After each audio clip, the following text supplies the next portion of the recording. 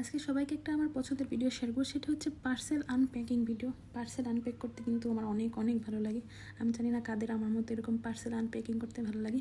আসসালামু আলাইকুম, সবাই কেমন আছেন? ওয়েলকাম টু মাই পেজ টুকিটাকি ব্লগস। আমি আপনাদের টুকিটাকি আপা। আজকে নিয়ে আসলাম একটা পার্সেল আনপ্যাকিং ভিডিও।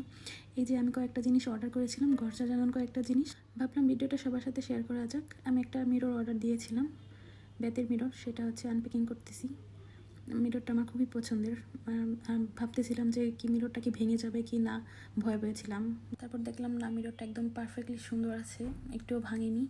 অনেক দূর থেকে এসেছে যদিও, তারপর অনেক সুন্দরভাবে চলে এসেছে আমার কাছে। এই তো ফাইনালি আমার মিররটা আমার কাছে চলে এসেছে।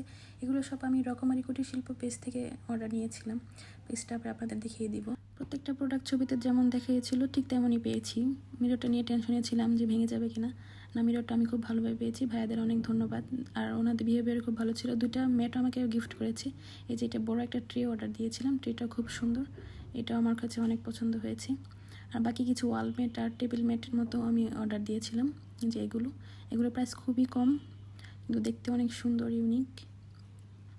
এগুলো আমি বাসায় লাগানোর পরে সেট করে সবাইকে দেখাবো, ভিডিওটাও শেয়ার করবো সবার কাছে। ছবিতে যেরকম দেখেছিলাম মনে হয়েছিল যে জিনিসগুলো খুব ছোট ছোট হবে, কিন্তু বাসায় আনার পরে দেখি না, জিনিসগুলো আরও বড় বড়। আমার খুব ভালো লেগেছে এই জিনিসটা।